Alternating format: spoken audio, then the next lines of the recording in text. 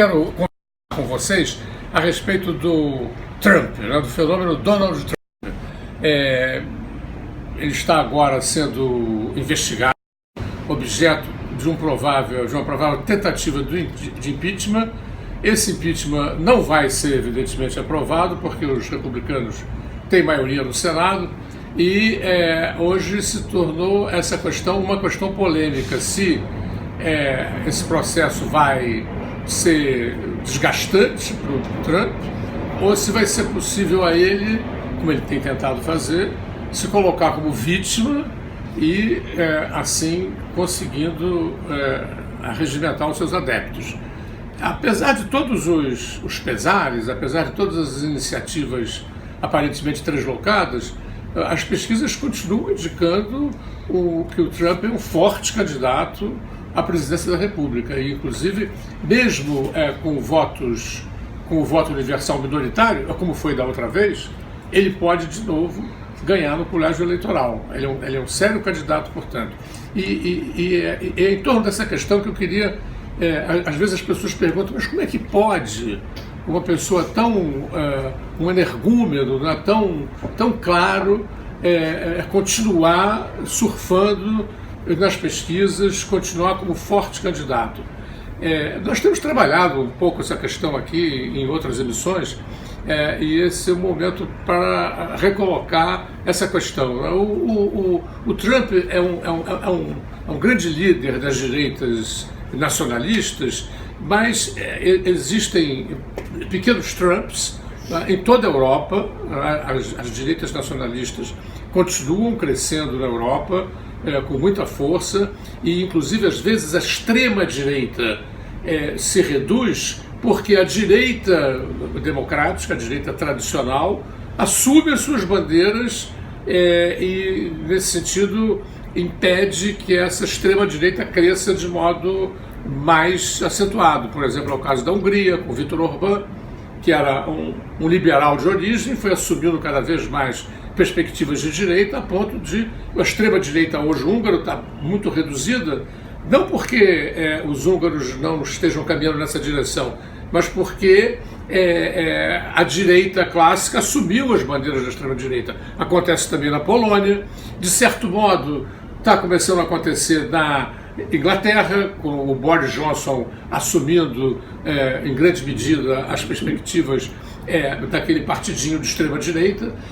o Partido da Independência da Inglaterra, e que se tornou um partido grande nas últimas eleições parlamentares, com outro nome, Partido do Brexit. Então você tem, portanto, em muitos momentos essa extrema-direita não aparece com clareza porque as suas propostas passam a dominar de tal maneira o cenário político, né? Digamos que a extrema-direita endireita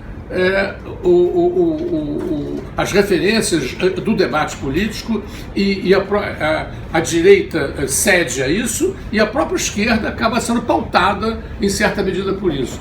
Então, portanto, se nós entendemos esse processo histórico em toda a sua complexidade, que tem incidência no Brasil, a ascensão do Bolsonaro, né, a gente vê que a gente está aí diante de um fenômeno muito complexo, que não depende apenas de uma liderança ou outra, e está, na verdade, a âncora, a meu ver, o fundamento histórico e social básico da emergência dessas direitas nacionalistas em todo o mundo, é o fato, a gente tem insistido nisso algumas vezes aqui nessas emissões, da revolução científico-tecnológica, iniciada ali nos anos 60 e 70, com a sua velocidade vertiginosa, com a sua capacidade de transformação brutal. Ela criou uma situação de areias movediças em todo o mundo, as pessoas se sentem inseguras. Eu já citei aqui uma feminista, Nancy Fraser, que fala que nós vivemos hoje numa sociedade da insegurança. Então, esse processo todo de desestabilização, que tem marginalizado milhões de pessoas que ficam sem emprego, que ficam sem perspectivas, e que caminham para lideranças salvadoras da pátria. E, desse ponto de vista, eu acho que as esquerdas têm tido muita responsabilidade no sentido de não estarem sendo capazes de formular uma alternativa uma alternativa democrática e internacionalista, e que ofereça à sociedade um programa mediante o qual os grandes responsáveis pelo aprofundamento das desigualdades, os grandes responsáveis pelas injustiças, pela degradação dos serviços públicos, que são os grandes bancos, que são o capital financeiro, que é a estrutura do capitalismo que está hegemonizando cada vez mais o desenvolvimento econômico capitalista. Então, as esquerdas não têm sido capazes de oferecer uma alternativa a isso. De sorte que, inclusive, às vezes, elas frequentemente, elas caem também para o discurso nacionalista, e aí se confundem com a direita.